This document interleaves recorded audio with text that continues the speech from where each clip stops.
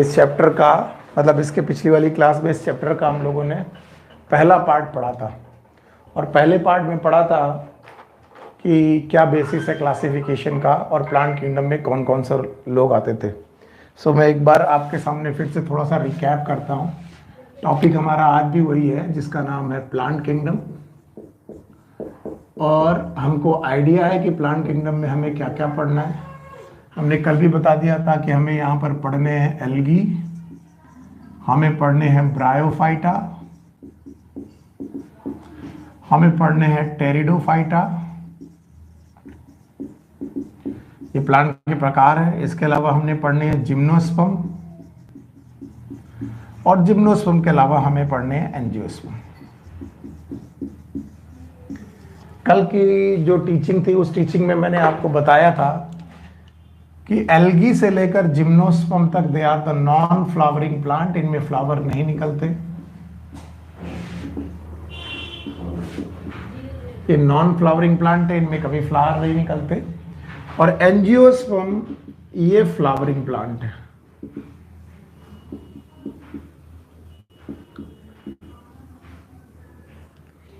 इनमें फ्लावर निकलते हैं, ये लाइफ में फ्लावर करते हैं। इनकी जिंदगी में बहुत बार फ्लावरिंग आती है, कुछ लोगों की जिंदगी में एक बार आती है, कुछ लोगों की बार बार आती है, फ्लावरिंग करते हैं। अच्छा, एंजियोस्पर्म के क्लासिफिकेशन के दौरान मैंने 3 आपको ओल्ड क्लासिफिकेशन पढ़ाए। एक पढ़ाया आर्टिफिशियल सिस्टम ऑफ क्लासिफिकेशन, ये आपको मालूम होना चाहिए, आप पढ़ के आए होंगे। जो लोग आज पहले दिन बैठ रहे हैं वो पीछे वाला वीडियो देख के आए, वरना मुश्किल होगी और फिर आप लोग को लगेगा कि सब चीजें समझ में नहीं आ रही। वो बड़ा मुश्किल होता है, आप बीच में कहीं से भी शुरू करते हैं और फिर आपको लगता है सब कुछ समझ में आ जाए, तो इसलिए पीछे वाला चैप्टर पढ़ के आए। इसके अलावा दूसरा पढ़ा हमने नेचुरल सिस्टम, तीसरा हमने पढ़ा phylogenetic system, phylogenetic system of classification. So आप ध्यान से देखेंगे, algae, Bryophyta, pteridophyta, gymnosperm, angiosperm में बाकी चारों लोग हैं नॉन फ्लावरिंग, एंजियोस्पर्म में फ्लावरिंग, इनकी जिंदगी में फ्लावर आते हैं, इनकी जिंदगी में फ्लावर नहीं आते। और एंजियोस्पर्म के क्लासिफिकेशन के दौरान मैंने ये 3 प्रकार के क्लासिफिकेशन आपको ऑलरेडी पढ़ा रखे हैं। एक पढ़ाया आर्टिफिशियल सिस्टम ऑफ क्लासिफिकेशन, दूसरा पढ़ाया नेचुरल सिस्टम ऑफ क्लासिफिकेशन, फिर फाइलोजेनेटिक सिस्टम ऑफ क्लासिफिकेशन भी मैंने आपको पढ़ाया। इसके अलावा मैंने आपको 3 नियो सिस्टमैटिक भी पढ़ाए थे, जिसमें से न्यूमेरिकल टेक्सोनॉमी हमने आपको पढ़ा के रखी है। Numerical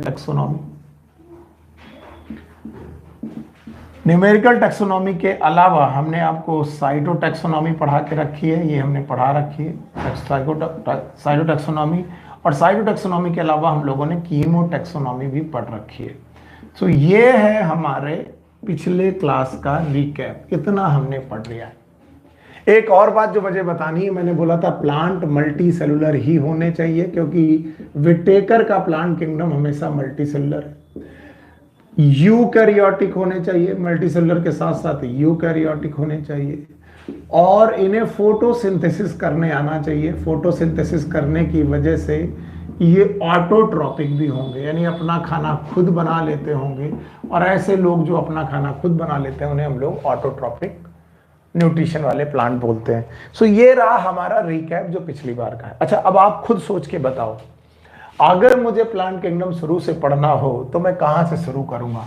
we have to start from the algae, then from the bryophyta, pteridophyta, gymnosperm, angiosperm. लेकिन बुक ने सबसे पहले क्या पढ़ा दिया? एंजियोस्पर्म का क्लासिफिकेशन। सो हम लोग इस एंजियोस्पर्म के एंजियोस्पर्म नहीं पढ़ाया, एंजियोस्पर्म का क्लासिफिकेशन हम पूरी तरीके से पढ़ चुके हैं, ये हमारा टॉपिक हो चुका है। बाकी बचते हैं एल्गी, ब्रायो, टेरिडो, जिम्नोस्पर्म, एक एक करके पढ़ते हैं। तो इस हिस्से में सबसे पहला हमारा, तो हम देखते हैं आज के टॉपिक में सबसे पहला टॉपिक हम लोग पढ़ने जा रहे हैं, and that topic is known as algae. Algae, सबसे पहले व्हाट इज एल्गी? एल्गी का एक्चुअली लिटरल मतलब है सीवीड। ये अनवांटेड प्लांट है समुद्रों के, ऐसा माना जाता है। अनवांटेड दुनिया में कुछ नहीं है, एक्चुअली अनवांटेड दुनिया में कुछ नहीं है, लेकिन इसे नाम दिया गया सीवीड। वीड का मतलब होता है खरपतवार, सी मतलब समुद्र, समुद्री खरपतवार है। अगर समुद्री खरपतवार है तो इनके बारे में कुछ ना कुछ आइडिया होना चाहिए। तो अब हम लोग आज एल्गी के बारे में ज्यादा से ज्यादा स्ट्रक्चर पढ़ने, ज्यादा से ज्यादा चीजें पढ़ने की कोशिश करते हैं। Okay, what are the algae? Algae, they are the organism, ये एक ऐसे ऑर्गेनिज्म है which belongs to plant kingdom. ये प्लांट किंगडम को बिलोंग करते हैं, ये बिलोंग करते हैं प्लांट किंगडम को, लेकिन इनमें प्लांट जैसी ना तो रूट है, ना तो स्टेम है, ना तो लीफ है। Algae are the organism belongs to plant kingdom but not having क्या क्या इनके पास नहीं है, इनके पास क्या क्या नहीं है? रूट नहीं है इनके पास स्टेम भी नहीं है, और इनके पास लीफ भी नहीं है। तो ऐसी बॉडी जिसमें रूट ना हो, स्टेम ना हो, लीफ ना हो, ऐसी बॉडी को हम लोग थैलस लाइक बॉडी बोलते हैं। तो actually they have thallus like body. अगर कोई पूछे what is thallus like body, पहला ही क्वेश्चन पूछा जाएगा, what is thallus like body? The body in which there is no root, no stem, no leaf. ना रूट है, ना स्टेम है, ना लीफ है, ऐसी बॉडी को थैलस लाइक बॉडी बोलते हैं। And that's why algae are the member of thallophyta. Algae को हम लोग थैलोफाइटा का मेंबर मानते हैं कि ये लोग वो लोग हैं जो थैलोफाइटा के मेंबर माने जाते हैं। तो आपको याद रखना पड़ेगा, algae they are the member of thallophyta. What is the meaning of thallophyta? They have thallus like body. What is the thallus-like body? They are the plant. ये एक्चुअली प्लांट है, लेकिन इनमें प्लांट जैसे ना तो रूट है, ना तो स्टेम है, ना तो लीफ है। तो जिसमें ना तो रूट है, ना तो जड़ें हैं, ना तो तना है, ना तो पत्ती है, फिर उसे प्लांट माना ही क्यों गया?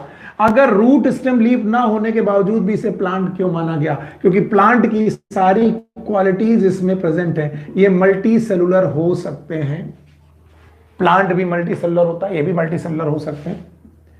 ओके, ये यूकैरियोटिक हैं, यानी ये यूकैरियोटिक हैं, और ये फोटोसिंथेसिस करते हैं। यानी प्लांट होने के लिए जिन जिन चीजों की जरूरत है, मल्टी सेलुलरिटी, यूकैरियोटिक और फोटोसिंथेसिस, वो सारी चीजें ये थैलोफाइटा के मेंबर कर लेते हैं, यानी ये एल्गी के मेंबर कर लेते हैं, इसीलिए हम इन्हें प्लांट मानते हैं। अच्छा, बहुत सारे लोग, मुझे मालूम है 3, 4 या 5 लोग हैं जिन्होंने मेरी प्रीवियस क्लासेस नहीं की। प्रीवियस क्लासेस का मतलब है जो बायोलॉजिकल क्लासिफिकेशन है और लिविंग वर्ल्ड है, वो वाले चैप्टर आपने मुझसे नहीं पढ़े, इसलिए कहीं ना कहीं दिक्कत आती है। इसलिए जब भी आए पुराने वीडियो देख करके आए। खैर, आज के लिए मैं फिर से बता दूं, जब भी कभी भी मैं कोई भी किंगडम पढ़ाऊंगा, फिर से सुनिए, आज के बाद या कभी भी, जब भी कभी भी मैं कोई किंगडम पढ़ाऊंगा या कोई ग्रुप पढ़ाऊंगा या कोई क्लास पढ़ाऊंगा, यानी जिसमें भी एल्गी, फंजाई, ब्रायोफाइटा कुछ भी पढ़ाऊंगा, मैं 8 पॉइंट का सहारा लेता हूं, 8 पॉइंट का सहारा लेता हूं। भाई ये 8 पॉइंट मैंने पहले पुराने बच्चों को बता रखे, आज मैं नए बच्चों के लिए ये 8 पॉइंट बताता हूं। अगर ये 8 पॉइंट्स आपको आते हैं तो आप किसी को भी बढ़िया ढंग से डिस्क्राइब कर पाते हैं। सो पहला पॉइंट है हैबिट एंड हैबिटेट। पहला पॉइंट है हैबिट एंड हैबिटेट। अगर मैं पूछूं एल्गी का क्या है हैबिट एंड हैबिटेट, तो हमें बताना पड़ेगा। तो कई बार बच्चे बोलते हैं what is the meaning of habit, और क्या नाम है हैबिटेट। हैबिट का मतलब हम लोगों ने लिटरली हिंदी में समझा है आदतें। आदतों का मतलब होता है ये कहां किस तरीके का व्यवहार करते हैं, और हैबिटेट मतलब लिविंग प्लेस।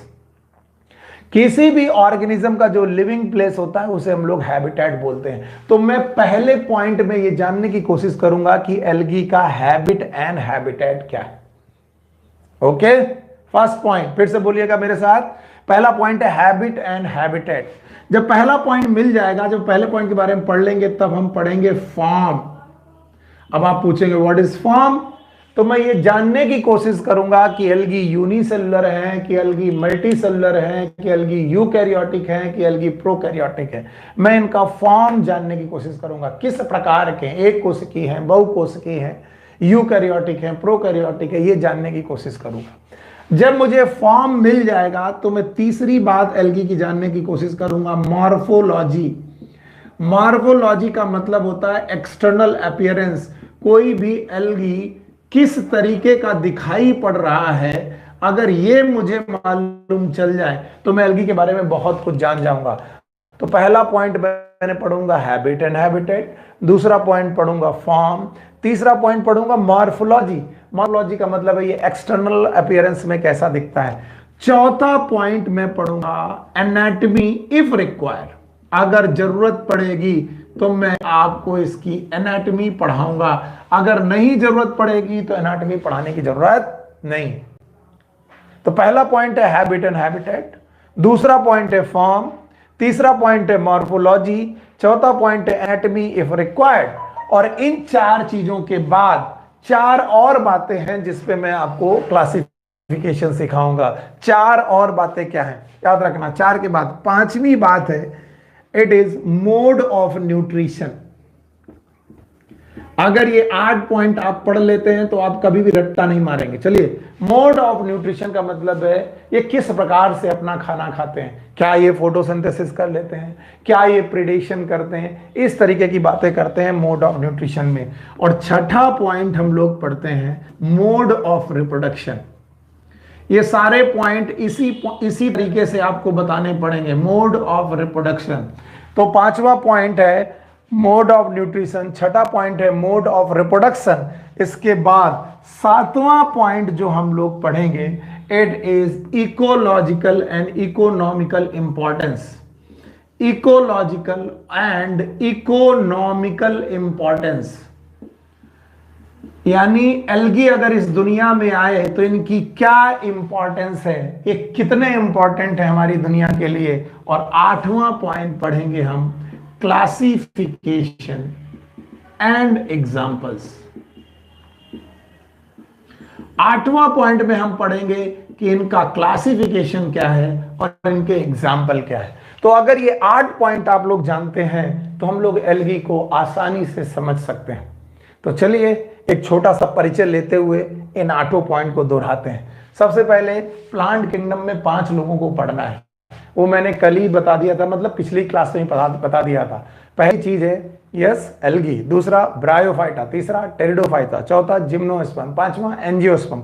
एंजियोस्पर्म एक फ्लावरिंग प्लांट है, यानी उनमें फ्लावर निकलते हैं। इस दुनिया में जितनी जगह पर फ्लावर निकलता हुआ कोई प्लांट दिख जाए तुम समझो वो एंजियोस्पर्म है। एंजियोस्पर्म के बाद बाकी बचे नॉन फ्लावरिंग प्लांट, और नॉन फ्लावरिंग प्लांट को एक एक करके हम लोग इन्हें पढ़ना चालू कर रहे हैं। चलो सबसे पहले हमने एल्गी पढ़ा। एल्गी को सीवीड बोलते हैं। ये एक ऐसा ऑर्गेनिज्म है जो प्लांट किंगडम को बिलोंग तो करता है, लेकिन ना तो प्लांट जैसी रूट है, ना तो स्टेम है, ना तो लीफ है। रूट स्टेम लीफ नहीं है, तो बॉडी कैसी है, थैलस लाइक बॉडी होने की वजह से इन्हें हम लोग थैलोफाइटा का मेंबर मानते हैं। प्लांट जैसा कुछ नहीं, फिर भी प्लांट किंगडम में क्यों रखे जाते हैं, क्योंकि ये मल्टी सेलुलर है, यूकैरियोटिक है, फोटोसिंथेसिस है। याद रखना, किसी भी किंगडम को, किसी भी क्लास को, किसी भी फाइलम को मैं इन्हीं 8 पॉइंट पे पढ़ा देता हूं। पहला पॉइंट है हैबिट एंड हैबिटेट, आप लोग याद रखें। दूसरा फॉर्म, तीसरी मॉर्फोलॉजी, चौथी एनाटॉमी इफ रिक्वायर्ड, पांचवी मोड ऑफ न्यूट्रिशन, छठा मोड ऑफ रिप्रोडक्शन, सातवां इकोलॉजिकल इंपॉर्टेंट, आठवां क्लासिफिकेशन एंड एग्जाम्पल। और अगर ये 8 पॉइंट हैं आपको आते हैं तो चलिए मेरे साथ इन 8 पॉइंट को एक एक करके पढ़ना चालू करिए। एल्गी में पहला पॉइंट है पहला पॉइंट है habit and habitat. Habit and habitat, अगर मैं पूछूं कि एल्गी कहां रहता है और इसकी कैसी आदतें हैं, तो याद रखना एल्गी को हम लोग बोलते हैं fish of plant kingdom. Algae is considered as fish of plant kingdom. ये प्लांट किंगडम की मछलियों की तरह व्यवहार करते हैं। जैसे मछलियां होती हैं एनिमल किंगडम में, वैसे प्लांट किंगडम की मछलियों की तरह व्यवहार करते हैं। अब आप फिश के बारे में अपनी एक फेमस पोएम सुना सकते हैं, मछली जल की रानी है। Yes, you can say the algae जल की रानी है। तो इनका हैबिटेट है एक्वेटिक हैबिटेट। एक्वेटिक हैबिटेट का मतलब है ये वाटर में रहते हैं। तो एल्गी का अगर कभी कोई हैबिटेट पूछे तो आप बोलोगे सर ये एक्वेटिक हैबिटेट में रहते हैं, पानी वाली जगह पे रहते हैं जहां पानी हो। और पानी इस इन्वायरमेंट में मेनली दो तरीके का है, इकोलॉजी पॉइंट ऑफ व्यू से मेनली दो प्रकार का है, वैसे दो तीन प्रकार का है लेकिन पहले दो लिखते हैं। एक तो फ्रेश वाटर, फ्रेश वाटर का मतलब ताजा पानी नहीं है, फ्रेश वाटर का मतलब है रिवर्स का पानी, पॉन्ड्स का पानी, लेक का पानी, जिसमें सैलिनिटी कम हो। लेक सलाइन भी हो सकते हैं, याद रखना, जिनमें सैलिनिटी कम हो, सलाइन कम हो, नमक कम हो, ऐसा फ्रेश वाटर। इसके अलावा मैरीन वाटर, मैरीन वाटर का मतलब है सी वाटर, यानी एल्गी नदियों में भी पाए जा सकते हैं, समुद्रों में भी पाए जा सकते हैं, पानी में। लेकिन इसके अलावा एक्वेटिक हैबिटेट के अलावा ये डिफरेंट मॉइस्चर वाली जगह पर रह सकते हैं, ये मॉइस्चर वाली जगह पर भी रह सकते हैं। जैसे ये मॉइस्ट स्टोन में रह सकते हैं, मॉइस्ट स्टोन। जरा आप सोचने की कोशिश करिए, अगर आप गांव से बिलोंग करते हैं तो आपने कुआं देखा होगा, कुएं के पत्थर में काई आ जाती है, वो काई क्या है? Actually algae. पत्थर क्यों, उसी कुएं के पत्थर में काई क्यों आ जाती, किसी सड़क वाले पत्थर में काई क्यों नहीं आती जो पूरी तरीके से धूप में? क्योंकि वो मॉइस्ट नहीं है, मॉइस्चर होना चाहिए। तो मॉइस्ट स्टोन, इसके अलावा मॉइस्ट सॉइल, मॉइस्ट सॉइल में भी ये ग्रो कर सकते हैं। इसके अलावा they can grow upon the moist would, गीली लकड़ी पे भी ग्रो कर सकते हैं। इसके अलावा मैंने आपको लाइकेन पढ़ाए थे, लाइकेन, सो आपने पढ़े थे लाइकेन में दो लोग एक साथ रहते हैं, एक रहता है एल्गी और दूसरा रहता है फंजाई। तो ये सिम्बियोटिक कंडीशन में भी रह सकते हैं, एल्गी और फंजाई की सिम्बायोसिस हो सकती है। इनके हैबिट एंड हैबिटेट ही हैं, और कोई भी चीज ऐसी नहीं जो एनसीईआरटी के बाहर हो, सब कुछ एनसीईआरटी में लिखा है। तो हैबिट एंड हैबिटेट में एल्गी को fish of plant kingdom consider किया जाता है, और ऐसा माना जाता है कि एक्वेटिक हैबिटेट में रहते हैं, ऐसी जगह पर जहां पानी ज्यादा हो। पानी ज्यादा हो मतलब फ्रेश वाटर में भी रह सकते हैं, मरीन वाटर में भी रह सकते हैं। फ्रेश वाटर में river, ponds, lake, marine water में सी वाटर में रह सकते हैं। इसके अलावा मॉइस्चर वाली प्लेस में जहां पर खूब सारा पानी जैसा मॉइस्चर हो, या फिर आप मॉइस्चर का मतलब समझते हो आर्द्रता हो, वहां पर रह सकते हैं। मॉइस्ट स्टोन में, मॉइस्ट सॉइल में, मॉइस्ट वुड में, लाइकेन की तरह रह सकते हैं। इवन ये भालू की पीठ में भी रह सकते हैं। There are some algae, these are known as epizoic, epizoic algae. Epi का मतलब है ऊपर, जोइक मतलब एनिमल, एनिमल के ऊपर भी रह सकते हैं, एनिमल की मॉइस्ट स्किन के ऊपर रह लेते हैं। एंड ये इसका एग्जाम्पल है स्लॉथ बियर, जो भालू होता है, स्लॉथ बियर उसे बोलते हैं, उस भालू की मॉइस्ट स्किन के ऊपर भी एल्गी रह लेते हैं। अब आप देख लीजिए हैबिट एंड हैबिटेट में मैंने कितनी सारी बातें कर डाली, लेकिन आप ध्यान से देखिए मैं उन 8 पॉइंट में अभी केवल पहला पॉइंट डिस्कस कर पाया हूं। Yes, first point is habit and habitat, और आप मेरे साथ बताएंगे हैबिट एंड हैबिटेट मुझे हटाना है क्योंकि बोटा बोर्ड खाली करना है। हैबिट एंड हैबिटेट में एल्गी को fish of plant kingdom consider करते हैं, पहला पॉइंट याद हो गया।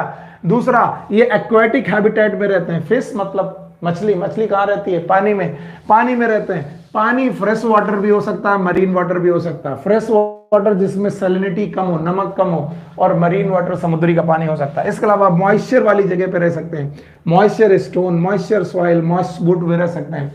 इसके अलावा लाइकेन में सिम्बायोसिस कंडीशन में रह सकते हैं। इसके अलावा एपिजोइक कंडीशन में रह सकते हैं किसी एनिमल के ऊपर, और वो है स्लॉथ बियर।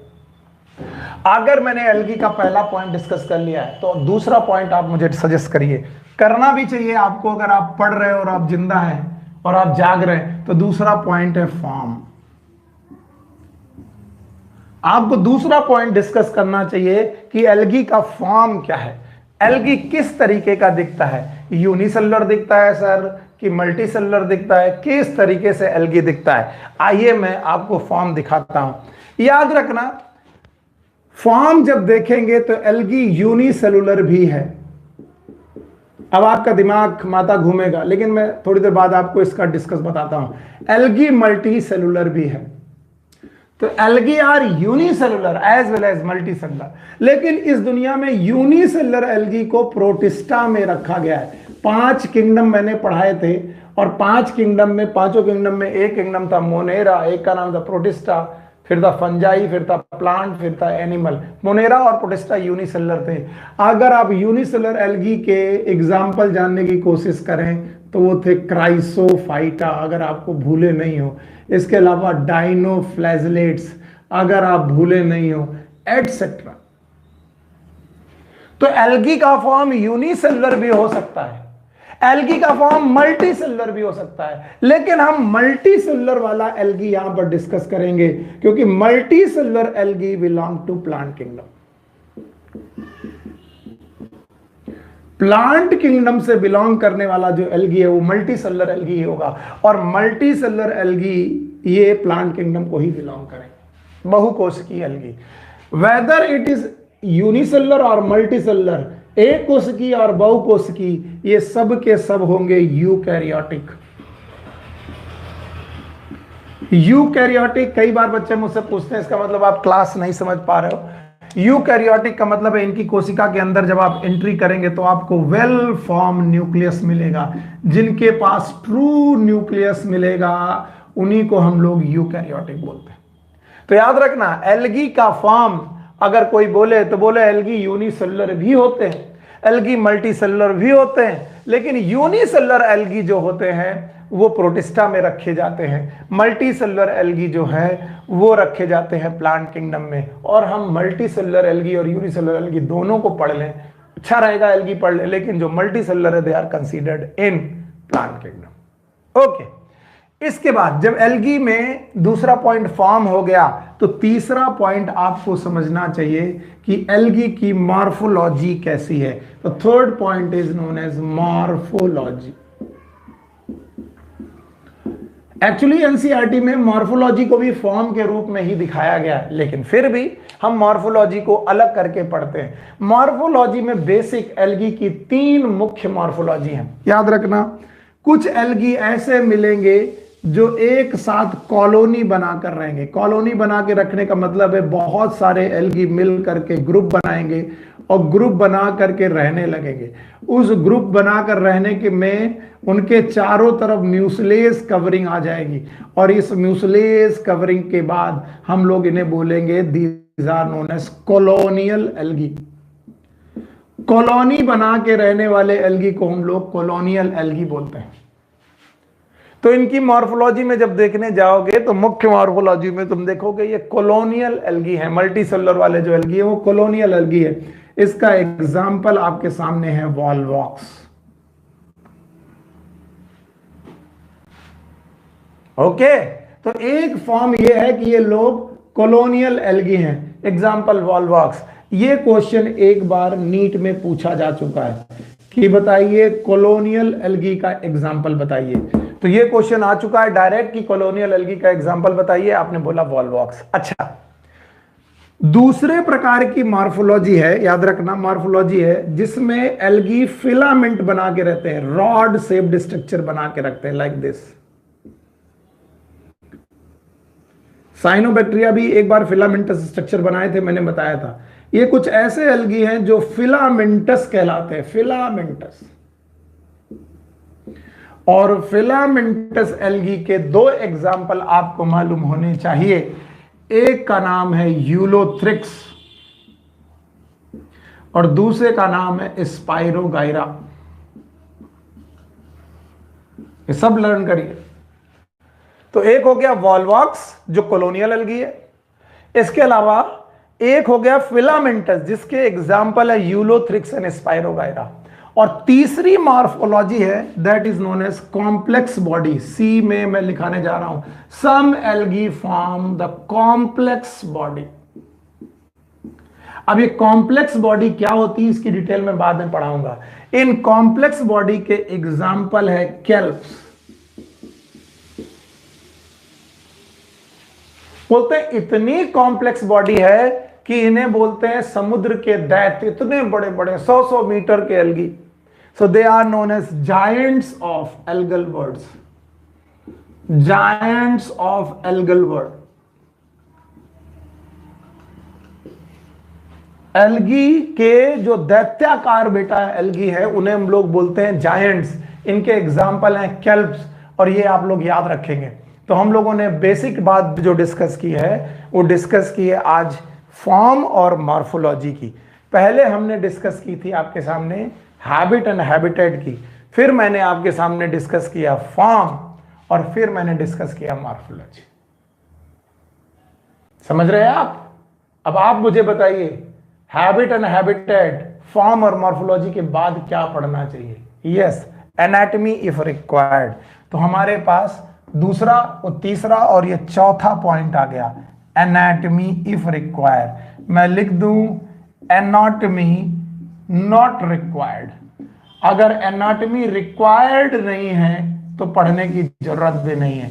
इसका मतलब हम लोग एल्गी की एनाटॉमी को पढ़ने वाले नहीं है। सो हमने 8 पॉइंट में से 4 पॉइंट अभी का अभी डिस्कस कर लिए।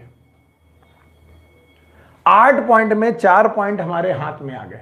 तो चलो एक एक करके बताओ। पहला पॉइंट था हैबिट एंड हैबिटेट। मैंने बोला था मछली है, पानी में रह सकता है, फ्रेश वाटर मैरीन में हो सकता है, moist soil, moist stone, moist would.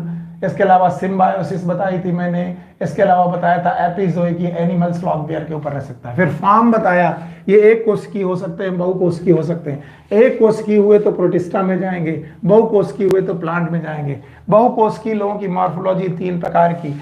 Colony बना के रखेंगे तो कॉलोनियल बोलेंगे, एग्जाम्पल है वॉल्वॉक्स। इसके अलावा फिलामेंट बना के, रॉड से स्ट्रक्चर बना के रखेंगे तो फिलामेंटस बोलेंगे। और इसके अलावा कॉम्प्लेक्स बॉडी बोलेंगे। कॉम्प्लेक्स बॉडी के एग्जांपल हैं कैल्प, और फिलामेंटस बॉडी के एग्जांपल है यूलोथ्रिक्स एंड स्पाइरोगायरा। इसके अलावा मैंने बोला एनाटॉमी की जरूरत नहीं है, एनाटॉमी इज नॉट रिक्वायर्ड।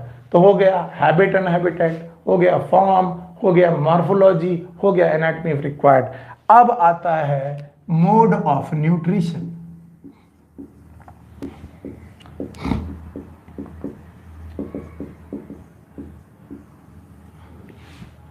क्या होता है आपके सामने? Mode of nutrition. तो याद रखना, algae have chlorophylls, algae have chlorophyll. इनके पास डिफरेंट टाइप के क्लोरोफिल होते हैं एंड अदर पिगमेंट्स ऑल्सो, और भी अलग अलग प्रकार के पिगमेंट्स भी होते हैं इनमें। तो इन एल्गी में खूब सारी क्लोरोफिल और खूब पिगमेंट होते हैं। सो दे कैन परफॉर्म फोटोसिंथेसिस, ये प्रकाश संश्लेषण की प्रक्रिया कर लेते हैं। आप लोगों ने पढ़ा होगा प्रकाश संश्लेषण।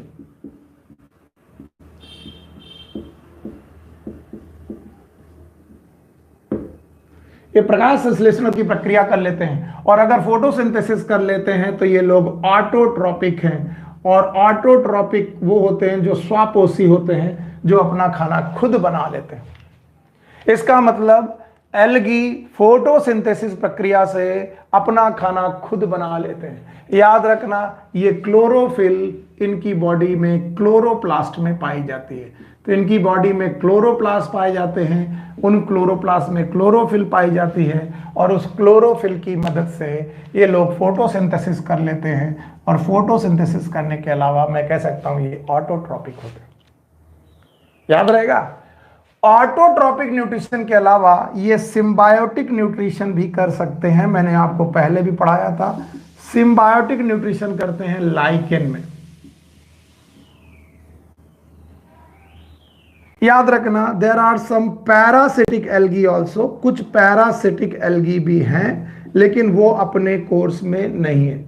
तो पैरासिटिक एल्गी भी इस दुनिया में है, लेकिन अभी अपने कोर्स में नहीं है। तो हम लोग केवल इतना पढ़ रहे हैं कि ज्यादातर एल्गी जो है वो अपना नरिशमेंट खुद कर लेते हैं फोटोसिंथेसिस प्रक्रिया के द्वारा।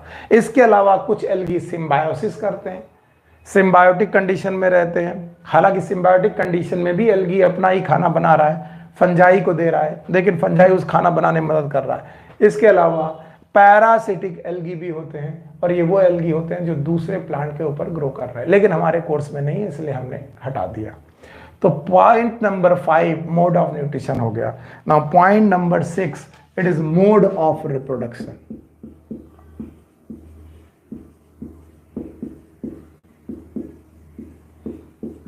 ये प्रजनन का मुख्य क्या तरीका अपनाते हैं, that is known as mode of reproduction. अगर आप भूले नहीं हो तो मैंने पहले ही आपको पढ़ाया है कि 3 प्रकार के मोड ऑफ रिप्रोडक्शन होते हैं। One is known as vegetative reproduction, okay. दूसरे तरीके का रिप्रोडक्शन होता है जिसे बोलते हैं एसेक्सुअल रिप्रोडक्शन, और तीसरे प्रकार का रिप्रोडक्शन होता है जिसे बोलते हैं हम लोग सेक्सुअल रिप्रोडक्शन।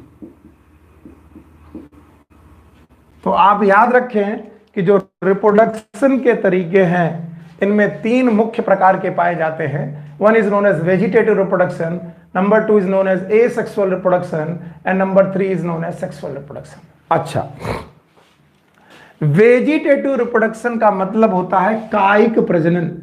कायिक प्रजनन हिंदी शब्द में कई बार काफी फायदा हो जाता है। कायिक प्रजनन मतलब काया, काया मतलब बॉडी। जब बॉडी पार्ट ही रिप्रोडक्शन में हिस्सा लेने लगे तो ऐसे रिप्रोडक्शन को वेजिटेटिव रिप्रोडक्शन बोलते हैं। अब आप कहोगे सर बॉडी कैसी होती है, तो मैंने पहले बता दिया, एल्गी की बॉडी होती है थैलस लाइक।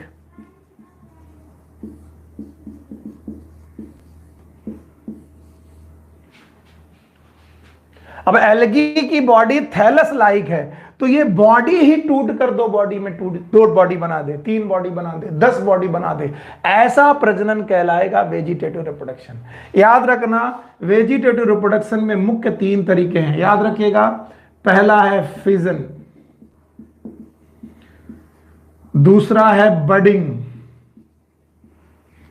तीसरा है फ्रेगमेंटेशन।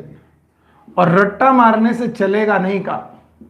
जो लोग बोलते हैं कि सर हम तीनों रट्टा मार लेंगे, वो ठीक नहीं है। अब तीनों को मैं पहले भी पढ़ा चुका हूं, लेकिन कुछ नए लोग बैठे हैं जिनको समझ में नहीं आएगा, तो बस देख लो।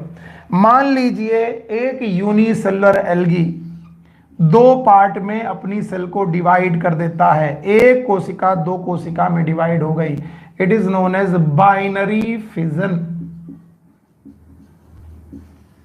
तो फिजन कर सकता है एल्गी, ओके। इसके अलावा बडिंग कर सकता है, यानी एक एल्गी की बॉडी में एक बड निकल जाए, कली जैसा स्ट्रक्चर निकल जाए, it is known as budding. तीसरा तरीका है कि पूरा फ्रेगमेंट टुकड़े टुकड़े हो जाए और जो टुकड़े गिरे, ये जो टुकड़े गिरे हैं ये पूरी एल्गी थैलस को बना ले, it is known as fragmentation. याद रखना एल्गी का मेन मोड वेजिटेटिव में फ्रेगमेंटेशन।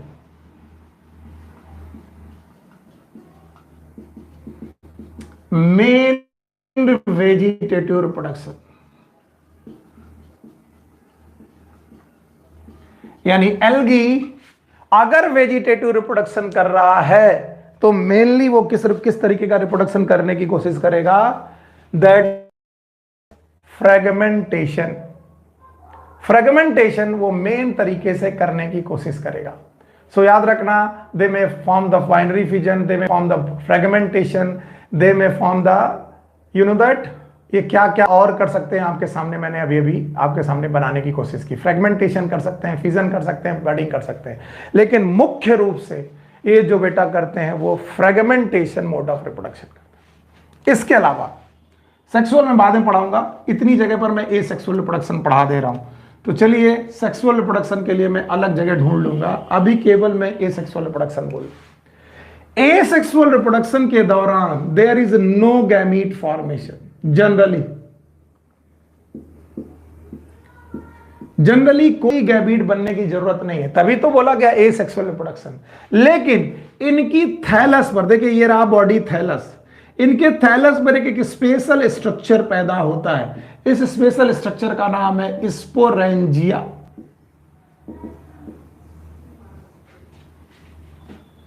बहुत ध्यान से बताइए, इसका नाम क्या है, स्पोरेंजिया। आज के बाद एंजिया शब्द जहां पर भी मिल जाए, एंजिया शब्द का मतलब होता है इट विल प्रोड्यूस। ऐसा आप लिख लें, इट विल प्रोड्यूस। और क्या प्रोड्यूस होगा, जो आगे लिखा है, आगे लिखा है स्पोर। अगर यहां लिखा होता सुनील एंजिया, इट विल प्रोड्यूस सुनील। Gametangia, it will produce gamete. Sporangia, it will produce spore. इसका मतलब है इनकी बॉडी में स्पोरेंजिया नाम का स्ट्रक्चर बनेगा जिसमें छोटे छोटे हैप्लॉइड स्पोर्स बनेंगे और ये स्पोर बस्ट होंगे और जहां गिरेंगे वहां पूरा एल्गा का थैलस बन जाएगा। याद रहेगा। इसका मतलब स्पोरेंजिया से बनने वाले स्पोर अगर रिप्रोडक्शन करें तो इसे एसेक्सुअल रिप्रोडक्शन कहते हैं। अब स्पोर दो प्रकार के हैं जो आपको याद रखने पड़ेंगे, मैं यहां लिख दे रहा हूं, इसी जगह पर जगह है मेरे पास और कोई जगह नहीं बची, मैं यहां लिख दे रहा हूं। एसेक्सुअल रिप्रोडक्शन में एक ऐसा स्पोर होगा जिसमें फ्लैजला प्रेजेंट होंगे। फ्लैजला प्रेजेंट का मतलब है ये मोटाइल स्पोर होगा, और अगर ये मोटाइल स्पोर होगा तो इसे बोलेंगे जू स्पोर। इसका मतलब एल्गी अपना रिप्रोडक्शन जू स्पोर की मदद से कर सकते हैं, और अगर बिना फ्लैजला का स्पोर होगा it is non motile spore, और अगर कोई नॉन मोटाइल स्पोर है तो उसे बोलेंगे ए प्लानो स्पोर। सो वेजिटेटिव रिप्रोडक्शन करते वक्त ये रिप्रोडक्शन करते वक्त ये तीन प्रकार के मोड उठा सकता है। One is known as vegetative reproduction, दूसरा उठा सकता है एसेक्सुअल रिप्रोडक्शन, तीसरा उठा सकता है सेक्सुअल रिप्रोडक्शन। मैंने वेजिटेटिव बता दिया, इट इज कायिक प्रजनन। मैंने एसेक्सुअल रिप्रोडक्शन बता दिया आपको कि स्पोरेंजिया में बनने वाले स्पोर अगर मोटाइल स्पोर हैं तो जू स्पोर, नॉन मोटाइल स्पोर हैं तो ई प्लानो स्पोर। लेकिन मैंने सेक्सुअल रिप्रोडक्शन अभी नहीं बताया, चलिए वो भी देखते हैं, जगह खाली करते हैं। तो चलिए पॉइंट नंबर 5 याद दोबारा रिवाइज करते हैं मोड ऑफ न्यूट्रिशन के रूप में। न्यूट्रिशन अपना नरिशमेंट कैसे करेंगे? एल्गी के पास क्लोरोप्लास्ट होते हैं, उनमें क्लोरोफिल होता है, फोटोसिंथेसिस करते हैं, ऑटोट्रॉपिक होते हैं। याद रखना ये तरीके हैं रिप्रोडक्शन के। इसके बाद न्यूट्रिशन के, इसके बाद रिप्रोडक्शन में 3 प्रकार का reproduction, vegetative, asexual, sexual. Vegetative reproduction में मुख्य 3 प्रकार के रिप्रोडक्शन में पहला फिजन, दूसरा बर्डिंग, तीसरा फ्रेगमेंटेशन। इनमें भी सबसे ज्यादा फ्रेगमेंटेशन, एल्गी जनरली फ्रेगमेंटेशन ही करते हैं। एसेक्सुअल रिप्रोडक्शन करते वक्त गैमीट नहीं बनाएंगे, लेकिन अपनी बॉडी की स्पोरेंजिया में स्पोर बनाएंगे, और वो स्पोर अगर मोटाइल होंगे तो जू स्पोर कहलाएंगे, और नॉन मोटाइल होंगे तो ए प्लानो स्पोर कहलाएंगे। अब बचता है sexual reproduction. So mode of reproduction का जो तीसरा तरीका है that is known as sexual reproduction.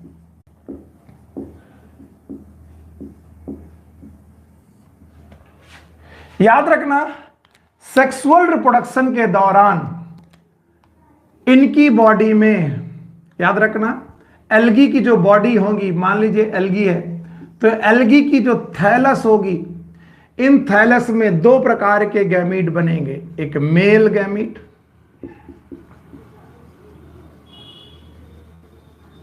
और दूसरी बॉडी में फीमेल गैमीट बनेगा।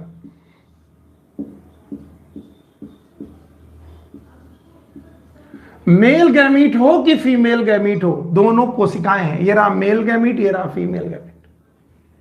इसे मैंने मेल थैलस मान लिया, इसे फीमेल थैलस मान लिया। अब मेल गैमीट और फीमेल गैमीट की कोशिकाएं आपस में फ्यूज होने के लिए आई, that is known as fertilization. और फर्टिलाइजेशन समझाते वक्त मैंने आपको एल्गी में, फंजाई में समझाया था कि किसी भी कोशिका में न्यूक्लियस होता है और साइटोप्लाज्म होता है। तो याद रखना होने लगेगा, वैसे वैसे ही इनके न्यूक्लियस भी फ्यूज होने लगेंगे। इसका मतलब साइटोप्लाज्म का फ्यूजन कहलाता है प्लाज्मोगैमी, साइटोप्लाज्म की गैमी, और न्यूक्लियस का फ्यूजन बोलाता है कैरियोगैमी। और प्लाज्मोगैमी और कैरियोगैमी साइमल्टेनियसली होंगे। साइमल्टेनियस मतलब साथ साथ होंगे। अगर प्लाज्मोगैमी कैरियोगैमी साथ साथ होंगे तो एक स्ट्रक्चर बनेगा जिसका नाम होगा जाइगोट। ये गैमीट हैप्लॉइड था, ये गैमीट हैप्लॉइड था, हैप्लॉइड और हैप्लॉइड गैमीट जुड़ करके जाइगोट बना दिया डिप्लॉइड। और याद रखना जब प्लाज्मोगैमी कैरियोगैमी साथ साथ होने लगे तो इस प्रोसेस को बोलेंगे सिंगैमी। इसका मतलब एल्गी सिंगैमी करते हैं। फिर सुन लो, अगर आपको फंजाई याद हो, मैंने पढ़ाया था उसमें प्लाज्मोगैमी पहले हो जाती थी, उसके बाद कैरियोगैमी होती थी। लेकिन यहां प्लाज्मोगैमी और कैरियोगैमी साथ साथ हो जाती है, और अगर प्लाज्मोगैमी कैरियोगैमी साथ साथ हो गई तो सिंगैमी हो गई, और सिंगैमी हो गई तो जाइगोट बन गया। अब सिंगैमी कितने प्रकार की हो सकती है? सिंगैमी मतलब मेल और फीमेल गैमीट का फ्यूजन कितने प्रकार का हो सकता है, उसे समझाने के लिए मैं आपके सामने यहां पर कुछ तरीके बताता हूं। ये रहा मेल, ये रहा फीमेल। ध्यान सुनना, mail gamete motile, female gamete भी मोटाइल, और मॉर्फोलॉजिकली दोनों देखने में एक जैसे, एकदम एक जैसे। यानी मेल और फीमेल गैमीट को देख के पता ना कर पाओ, इसका मतलब है इन दोनों गैमीट एक जैसे, एक मतलब आइसो, और ऐसी सिंगैमी कहलाएगी आइसोगैमस रिप्रोडक्शन।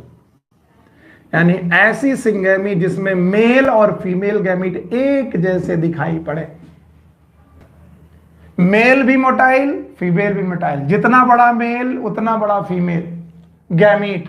अगर ऐसा हो जाए तो इस तरीके के रिप्रोडक्शन को बोलेंगे आइसोगैमस। और आइसोगैमस में फ्लैजिलेटेड गैमीट का एग्जांपल है यूलोथ्रिक्स। एग्जांपल।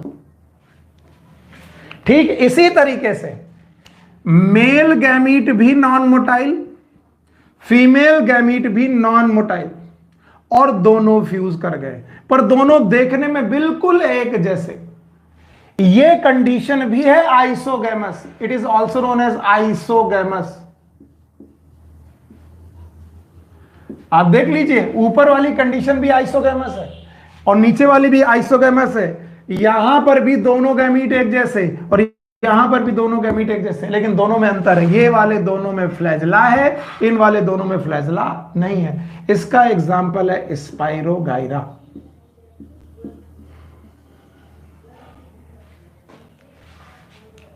ठीक है, तो ये isogamous flagellated gamete, isogamous non flagellated gamete. Isogamous flagellated gamete का example Ulothrix, isogamous non flagellated gamete का एग्जांपल है स्पाइरोगाइरा। नाउ थर्ड वे, अब ये हटा सकता हूं मैं। तीसरा, male gamete motile but smaller, female gamete motile but larger. देखिए, यहां दोनों गैमीट एक जैसे, यहां दोनों गैमीट एक जैसे, यहां पर मेल गैमीट छोटा, फीमेल गैमीट बड़ा। हालांकि दोनों के दोनों फ्लैजिलेटेड है, इसमें भी फ्लैजला ये भी फ्लैजला, लेकिन दोनों के साइज में अंतर है और इनके फ्यूजन को हम लोग बोलेंगे एनाइसोगैमस। Anisogamous reproduction. और एनाइसोगैमस रिप्रोडक्शन का एग्जांपल आपकी बुक में दिया है यूडोरिना। ये है एग्जांपल, ये भी है एग्जांपल,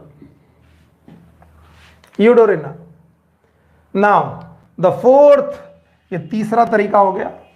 अब चौथा तरीका देखिए, male gamete small and motile, female gamete large and non motile.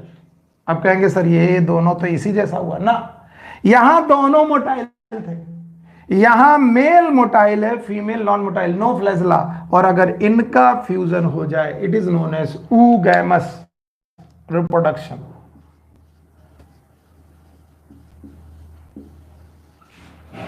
इसे हम लोग oogamous रिप्रोडक्शन का नाम देंगे। और याद रखना, oogamous रिप्रोडक्शन के एग्जाम्पल दो हैं, एक फ्यूकस, दूसरा वॉलवॉक्स।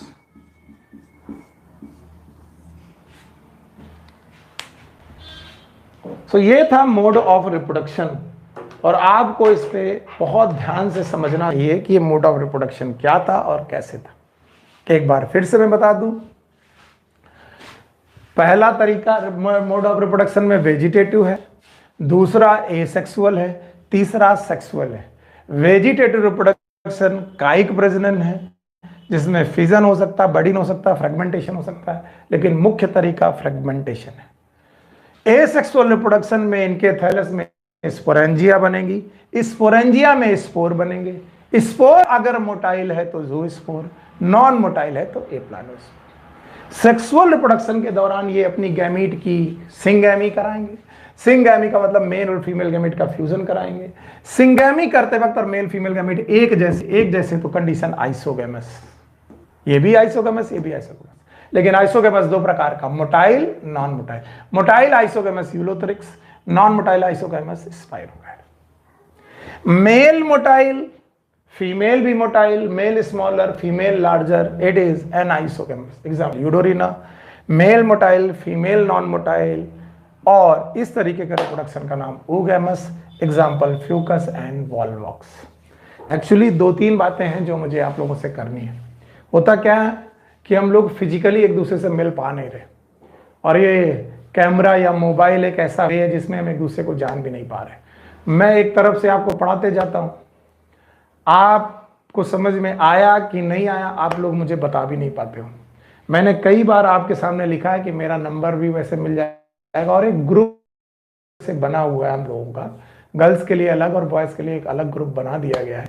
अगर कोई भी क्वेरी है आपकी बुक की तो आप उसका स्क्रीनशॉट खींच के या उसकी फ़ोटो खींच के मेरे को सेंड कर दीजिए कि सर ये लाइन समझ में नहीं आ रही, और उस लाइन का आंसर मैं बता दूंगा। अच्छा, पीछे 2 चैप्टर हो चुके हैं, एक लिविंग बर्ड और एक बायोलॉजिकल क्लासिफिकेशन। लिविंग बर्ड और बायोलॉजिकल क्लासिफिकेशन के क्वेश्चंस आप लोग लगा लीजिए। मुझे मालूम है बहुत सारे बच्चे कहेंगे कि सर हमें तो क्वेश्चन मिले ही नहीं है, तो उसके लिए मैं पीडीएफ की कोशिश करता हूं कि गुप्ता सर वो पीडीएफ आप तक पहुंचा दें।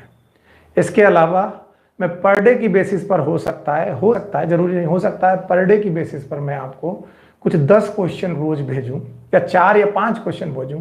वो क्वेश्चन आपके ग्रुप में पहुंच जाएंगे। उन क्वेश्चन को आप लगाइए और बताइए कि आपको उसमें क्या नहीं समझ में आ रहा। सो आज के लिए यहीं तक, और उसके बाद हम लोग बाद में बात करेंगे। हाँ, मुझे शायद ये लगता है कि आप लोगों ने 13 सितंबर का इस बार का नीट का पेपर शायद देने के लिए फॉर्म भरा होगा।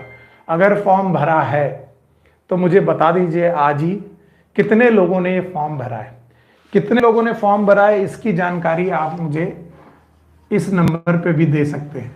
वैसे आप ग्रुप में भी दे सकते हैं जितने लोगों ने नीट का फॉर्म भरा है और कितने लोग 13 सितंबर को एग्जाम देने जा रहे हैं। क्योंकि अगर आप एग्जाम देने जा रहे हो तो मैं चाहूंगा कि 2 या 4 दिन आप उस एग्जाम की तैयारी कर भी लो। लक कभी भी फेवर कर सकता है और आपकी किस्मत कभी भी खुल सकती है, तो आप इसको मत सोचिए, उसकी भी तैयारी कर लीजिए, वो मुझे बता दीजिएगा। और तब तक के लिए take care, good luck, bye bye.